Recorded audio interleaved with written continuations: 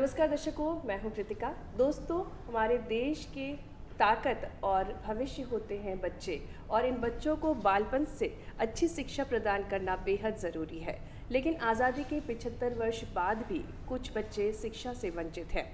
तो इन्हीं बच्चों को शिक्षा प्रदान करने के लिए बीड़ा उठाया है राउंड टेबल इंडिया ने, और इन बच्चों को शिक्षित कर वे पंख दे रहे हैं उनके भविष्य को और सुनहरे जीवन के लिए उनको योगदान, उनकी शिक्षा में योगदान दे रहे हैं, उनके जीवन में फरिश्ते बन के आए हैं। तो आइए आज आपको मिलवाएंगे कुछ ऐसे ही फरिश्तों से। आज हमारे साथ हैं श्री विनय अग्रवाल जी, जो कि राउंड टेबल इंडिया के चार्टर्ड चेयरमैन हैं। बहुत बहुत स्वागत है विनय जी आपका हमारे इस कार्यक्रम में। विनय जी, आपसे जानना चाहेंगे कि राउंड टेबल इंडिया को क्यों ऐसा लगा कि हमारे देश में शिक्षा के स्तर को सुधारने के लिए कार्य करने की ज़रूरत है। कृतिका जी, ये कुछ इस तरह है कि हमारे पास गाड़ी भी है और पेट्रोल भी है, मगर फिर भी हम बहुत धीरे धीरे आगे बढ़ रहे हैं। आगे तो बढ़ रहे हैं, इसमें कोई शक नहीं है। आज हमारे देश की सबसे बड़ी ताकत है हमारा यूथ। हमारी जो युवा पीढ़ी है वो आज भी और आने वाले समय में बहुत तेज़ और बहुत निरंतर प्रगति के लिए देश को आगे ले जाने में सक्षम है, मगर उसके लिए उसको सही हथियार चाहिए। और जैसे बोलते हैं, कलम से बड़ा कोई हथियार नहीं है। और ये राउंड टेबल को ज़रूरत महसूस हुई कि अगर इस देश का एक एक बच्चा एजुकेटेड हो, और हमारे देश के ही बच्चे आज जाके पूरी दुनिया में बड़ी बड़ी ऑर्गेनाइजेशंस चला रहे हैं, हमारे देश के लोग ही चला रहे हैं, वो यहीं से पढ़ के गए हैं। तो हमारे देश की एजुकेशन में और हमारे बच्चों में बहुत ताकत है।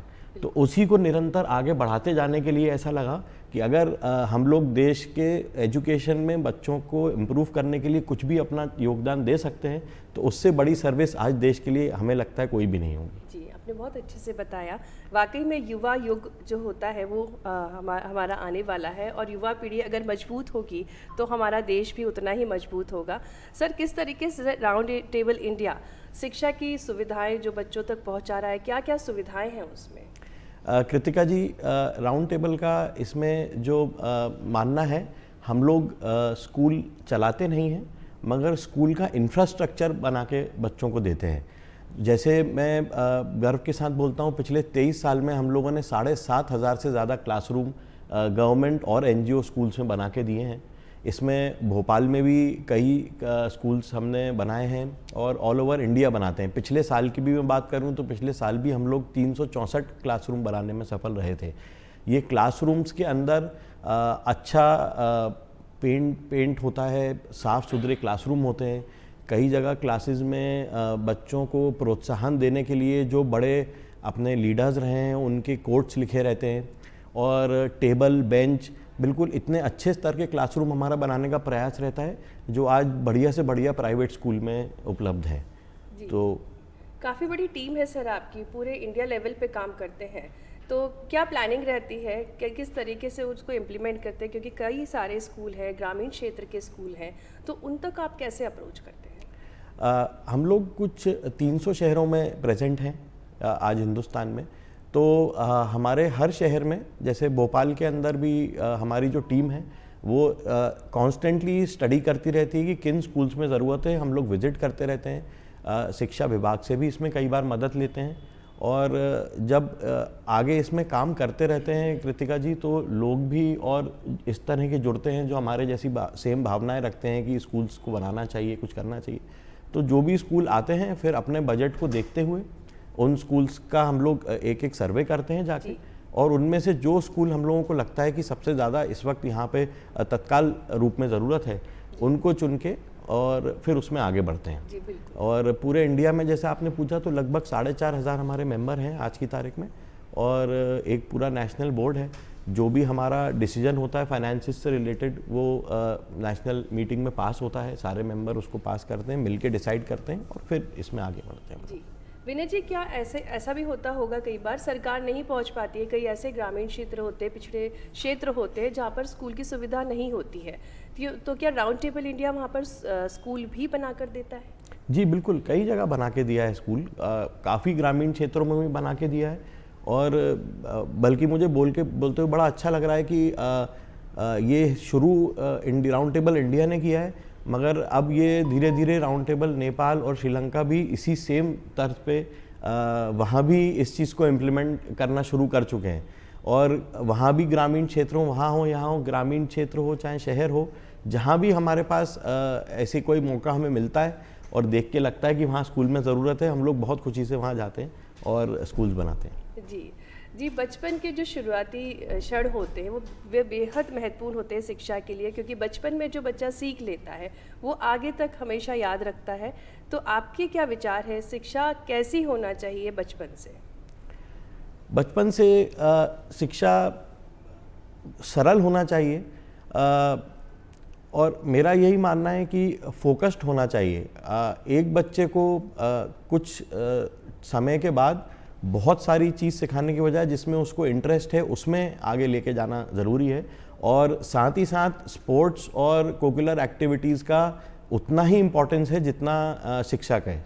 जी बिल्कुल, बहुत बहुत धन्यवाद विनय जी, आपने बहुत अच्छे से बताया कि राउंड इंडिया टेबल किस तरीके से कार्य कर रहा है और पूरे भारत में पूरी टीम किस तरीके से काम कर रही है और हमेशा तत्पर रहती है कि हर क्षेत्र में स्कूल अगर बनाना है या इंफ्रास्ट्रक्चर की बात हो। आगे हम मिलेंगे एक और फरिश्ते से, हमारे बीच होंगे मयंक जी। दोस्तों, अच्छी शिक्षा के साथ साथ अच्छा वातावरण और एक अच्छा इंफ्रास्ट्रक्चर भी बहुत ज़रूरी है।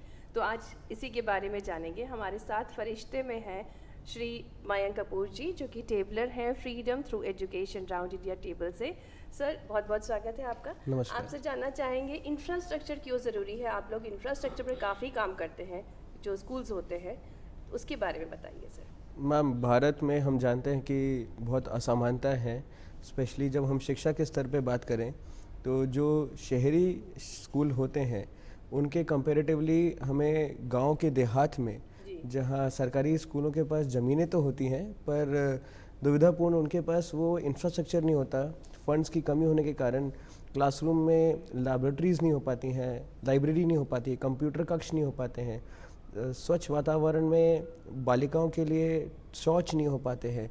ये छोटी छोटी बातें बहुत महत्वपूर्ण होती हैं जब एक हम होलिस्टिक अप्रोच किसी स्टूडेंट के लिए हम जब देखते हैं।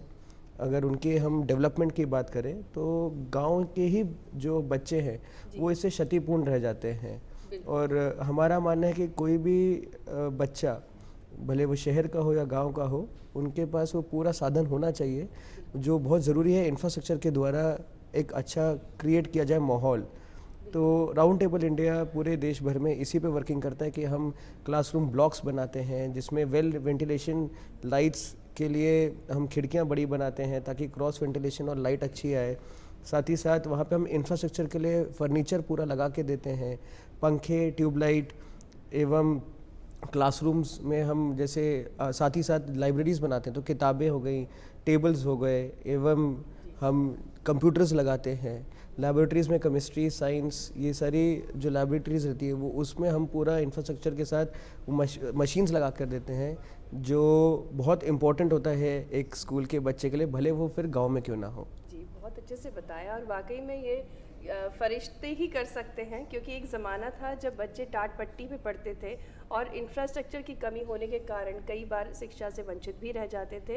अगर हम गांव की बेटियों की या फिर हम शहर की बेटियों की बात करें, जो निम्न वर्ग की बच्चियां रहती हैं, कई बार वे शिक्षा से वंचित रह जाती हैं, तो उनको आप कैसे मोटिवेट करते हैं? कई बार कारण हो जाता है सैनिटाइजेशन, स्वच्छता एक मुख्य कारण हो जाता है, तो उसके बारे में आपका क्या कहना है? मैम, आंकड़ों के आधार पे अगर देखा जाए तो जो बालिकाएं हैं वो सबसे ज़्यादा मतलब दुर्भाग्यपूर्ण उनको परेशानियां फेस करनी पड़ती हैं, क्योंकि उनके लिए एक रूढ़िवादी लिंग मतभेद किया जाता है गांव में, जो एक परसेप्शन बन चुका रहता है कि इनसे छोटी सी एज में इनसे घर का कामकाज में लगा दिया जाता है, या अनफॉर्चुनेटली चाइल्ड मैरिज हो जाती है, या फिर इनके लिए एक अच्छा नहीं माना जाता है कि आज भी महिला ज़्यादा उच्च शिक्षा का प्राप्त करे।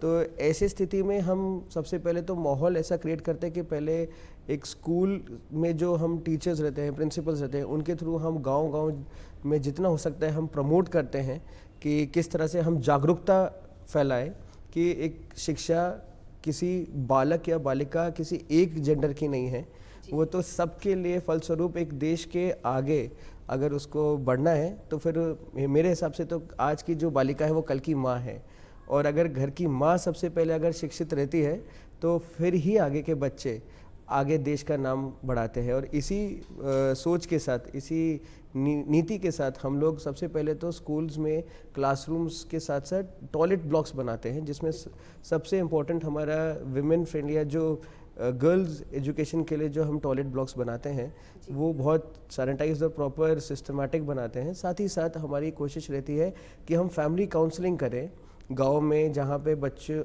जहाँ लड़कों को तो एक बार ऑप्शन दिया जाता है स्कूल जाने का, बट आज भी बालिकाएं जो होती है उनको असामाजिक तत्वों से थोड़ा सा एक बार एक झेप होती है या वो कतराते हैं भेजने में। उन सब के लिए भी हम उनको थोड़ा उनको मोटिवेट करते हैं, उनके पेरेंट्स को, उनकी फैमिली को। और स्कूल में भी प्रिंसिपल और वाइस प्रिंसिपल्स और जो पूरी टीम रहती है उनके साथ वो भी बहुत एफर्ट्स हम लगाते हैं ताकि एक ओवरऑल होलिस्टिक अप्रोच, पूरा एक एनवायरनमेंट क्रिएट मिले सारे बच्चों को, भले फिर वो एक लड़की हो या लड़का हो, ताकि कल के देश के लिए नेशन बिल्डिंग पे हम काम कर सकें।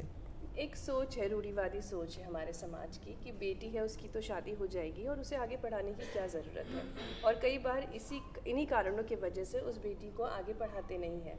तो फैमिली काउंसलिंग में क्या ऐसे भी कुछ केसेस आपके समक्ष आते हैं? जी, ये गांव में तो ये बहुत एक दुर्भाग्यपूर्ण, मुझे कहना नहीं चाहिए, बट ये केसेस बहुत आते हैं। हम शहरी लोग विकास की बात करते हैं, पर मैं हमेशा से आपको एक बात अटेंशन में लाना चाहूँगा कि जितने गांव में पोटेंशियल है महिलाओं की, बालिकाओं की, वो अभी अनएक्सप्लोर्ड है।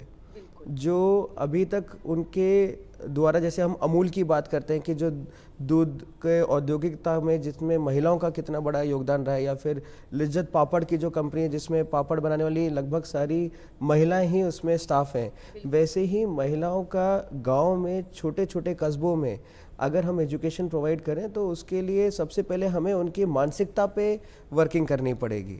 सिर्फ स्कूल बना के इंफ्रास्ट्रक्चर क्रिएट करके बात वहाँ पे नहीं ख़त्म होती। राउंड टेबल का सबसे मोटिव उद्देश्य जो मेजर रहता है वो यही रहता है कि हम लोगों की मानसिकता पे काम करें कि किस तरह से एक महिला की mental wellbeing, emotional wellbeing, intellectual wellbeing पे फोकस किया जाए। साथ ही साथ एक महिला का भी उतना ही हक बनता है स्पोर्ट्स पे खेले, ताकि वो एक फिजिकल वेलबींग में आ जाए।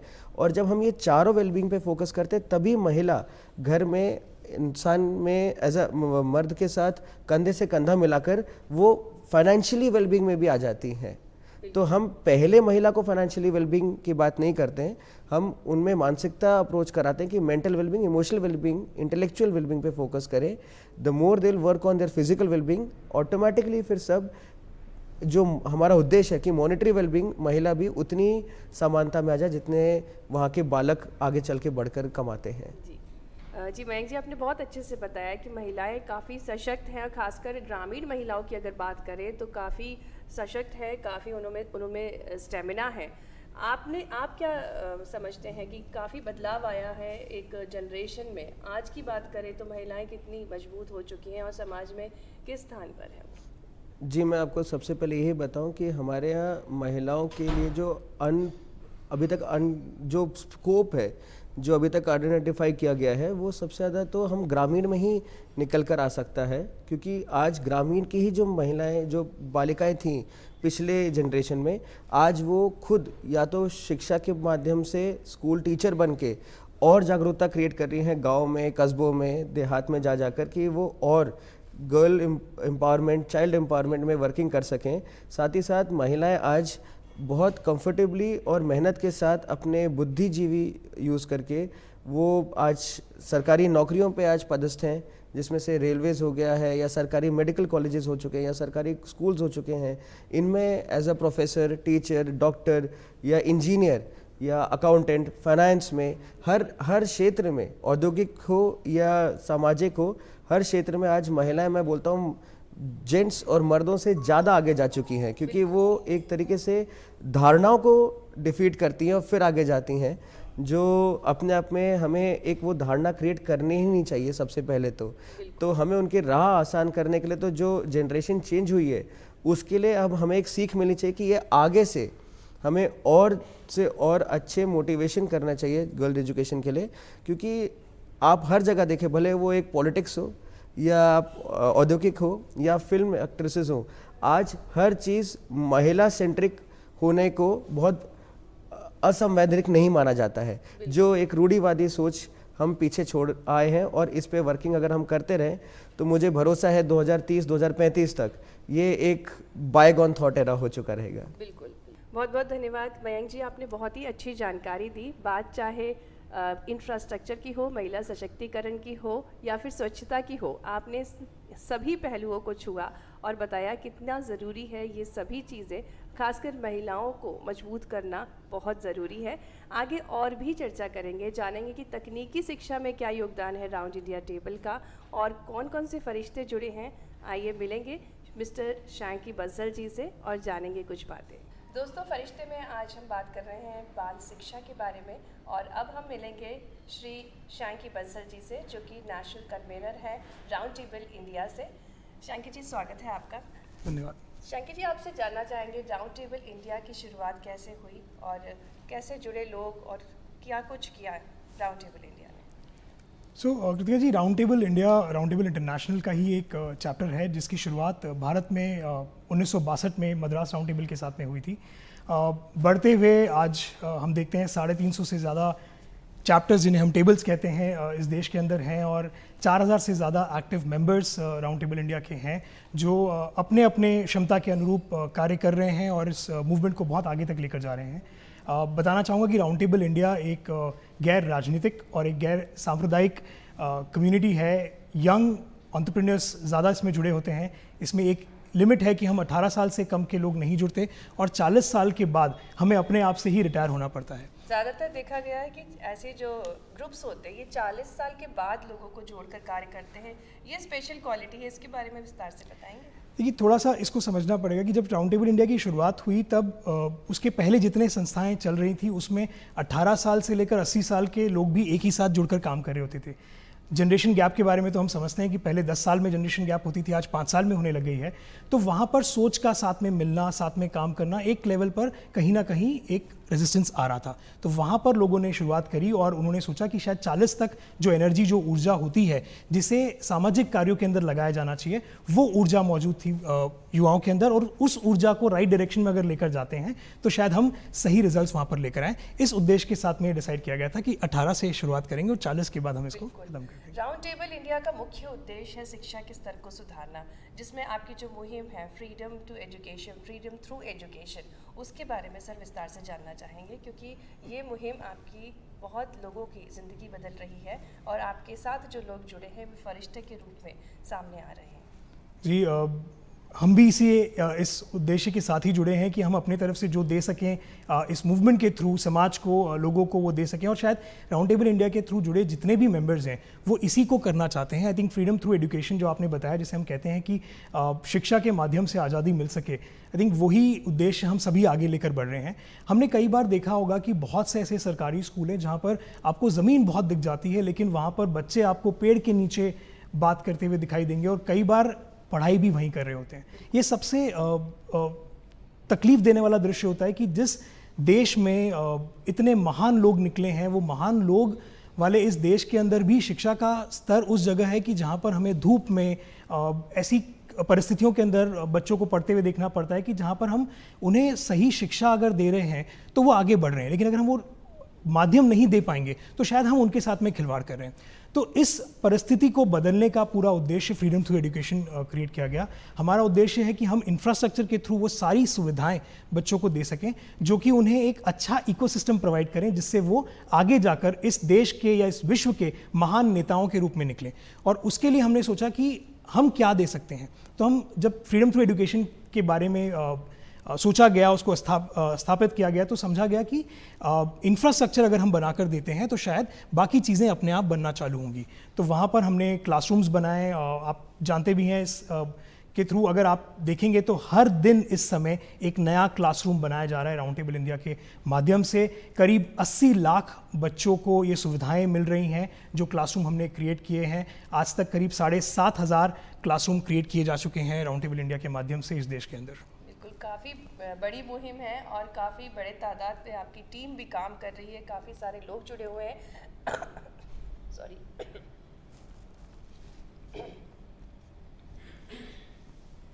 सर, काफ़ी बड़ी टीम काम कर रही है आपके साथ और काफ़ी बड़े तादाद में लोग जुड़े हुए हैं। अगर कोई नया व्यक्ति जुड़ना चाहे आपके इस मुहिम से फ्रीडम थ्रू एजुकेशन, तो कैसे जुड़ेंगे? हमारी वेबसाइट है roundtableiindia.org, जहाँ पर जाकर आप अप्लाई कर सकते हैं फ्रीडम थ्रू एजुकेशन जो राउंड टेबल इंडिया का मुहिम है उससे जुड़ने के लिए। मेंबरशिप के लिए भी आप वहीं से अप्लाई कर सकते हैं। सिर्फ ध्यान रखना होता है कि 40 के बाद इससे रिटायरमेंट अपने आप लेना ज़रूरी हो जाता है, लेकिन उसके पहले जितने युवा इसके साथ जुड़ना चाहते हैं मुहिम के साथ में, वो बिल्कुल आमंत्रित हैं। जिस तरीके से कई सारे लोग जुड़ जाते हैं माध्यम से और इसके लिए काम करते हैं, उसी तरीके से बहुत सारे कॉर्पोरेट्स भी हैं जिनका CSR फंड को राइट डायरेक्शन में शिक्षा के अंदर लगाया जाता है, तो वो भी राउंड टेबल इंडिया से जुड़ने का एक माध्यम है। जी शांकी जी, एक चीज़ और मैं आपसे जानना चाहूँगी। डिजिटल इंडिया की बात होती है, सभी कुछ डिजिटल हो गया है, तो तकनीकी शिक्षा की अगर हम बात करें, जो बच्चे रहते हैं, ग्रामीण क्षेत्र के बच्चे रहते हैं, कई बार वंचित रह जाते हैं तकनीकी क्षेत्र में, तो उनके लिए क्या कुछ करता है राउंड टेबल इंडिया? बहुत ही सही सवाल पूछा कृतिका जी आपने, बिकॉज तकनीकी जिसकी हम बात करते हैं, आज गांव-गांव तक इंटरनेट पहुंच गया है, एजुकेशन पहुंचाने की बस देर थी। तो राउंड टेबल इंडिया के जितने स्कूल हैं उसमें हम लोगों ने स्मार्ट क्लास के थ्रू पहुंचाना शुरू कर दिया है। बहुत ही तेज़ रफ्तार के साथ ये बढ़ रहा है। शहरों में, गाँव में कंप्यूटर एजुकेशन पहुंच रही है, लैब्स क्रिएट किए जा रहे हैं, और ये लैब्स केवल कंप्यूटर्स की नहीं, ऐसे स्कूल जहां पर केमिस्ट्री की लैब्स, फिजिक्स की लैब क्रिएट किए रहे हैं, क्योंकि वो भी बहुत ज़रूरी है तकनीकी तौर पे इन्हें सक्षम बनाने के लिए। तो हर तरह की लैब हमारे स्कूलों में पहुंचाने की कोशिश की जा रही है। बहुत सहयोग, बहुत सहायता मिल रही है लोगों के थ्रू, और आई थिंक इंटरनेट की ये जो क्रांति आई हुई है, इस क्रांति के साथ हम तो सिर्फ पहुँचाने का कार्य कर रहे हैं, और वो सारी फैसिलिटी जो एक अच्छे स्कूल के अंदर होनी चाहिए, वो सारी फैसिलिटी राउंड टेबल इंडिया के हर एक स्कूल में पहुँचाने का हम उद्देश्य लेकर आगे बढ़ रहे हैं। बहुत बहुत धन्यवाद शांकी जी, आपने बहुत अच्छे से बताया कि किस तरीके से राउंड टेबल इंडिया की टीम कार्य कर रही है, कब से ये स्थापित हुआ और किस तरीके से तकनीकी शिक्षा को भी मोटिवेट कर रहे हैं पूरी टीम।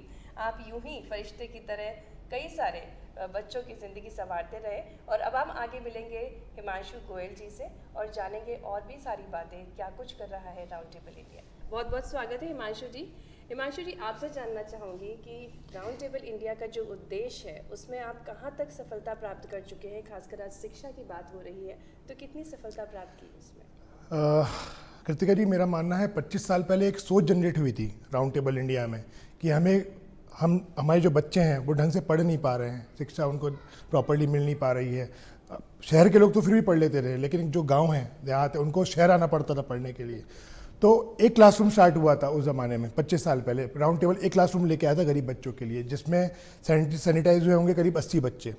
और आज की डेट में वही क्लासरूम बढ़ करके आज 7,500 क्लासरूम हम बना चुके हैं। 25 साल में इतनी वृद्धि हुई है। और वही जो 80 बच्चे थे वो हम आज 8 लाख बच्चे तक के आ गए हैं। और तो ये एक बहुत बड़ी उपलब्धि है राउंड टेबल के लिए, और जिस पे हम लोग को सबको फ़ख्र है, राउंड टेबलर्स को। जी, और आने वाले वर्षों में अगर बात करें तो क्या लक्ष्य है राउंड टेबल इंडिया का? फ्रीडम थ्रू एजुकेशन की बात कर रहे हैं हम, तो अगर सिर्फ फ्रीडम थ्रू एजुकेशन की बात करें तो मैम लक्ष्य यही रहेगा कि एक बच्चा हिंदुस्तान का पढ़े। जो गरीब बच्चे जिनको अपॉर्चुनिटी नहीं मिल पा रही है, वो ये जो आज 80 लाख हुए वो 8 करोड़ में तब्दील हों। राउंड टेबल उसके लिए हर रोज़ मेहनत कर रहा है, हर रोज़ एक क्लासरूम बना रहा है। यही क्लासरूम एक की जगह 2 हों पर डे बने ऑल ओवर इंडिया, 2 की जगह 3 हो, और तब तक के बढ़ते चले जाए, तब तक कि एक बच्चा अच्छे से एक काबिल इंसान नहीं बन पा रहा। इंडिया में तो इंडिया बाहर जाके भी एक मुकाम तक नहीं पहुंच पा रहा है। ये हमारा उद्देश्य है। बहुत बहुत धन्यवाद हिमांशु जी, आपने बहुत अच्छे से बताया कि आपका जो उद्देश्य था वो सफलतापूर्वक लागू हो चुका है और 8 से 80 लाख तक बच्चे लाभान्वित हो चुके हैं। और आने वाले विगत वर्षों में आपका जो लक्ष्य है कि हर क्षेत्र में बच्चा आगे बढ़े, ना सिर्फ हमारे देश में बल्कि पूरे विदेश में अपना नाम रोशन करे।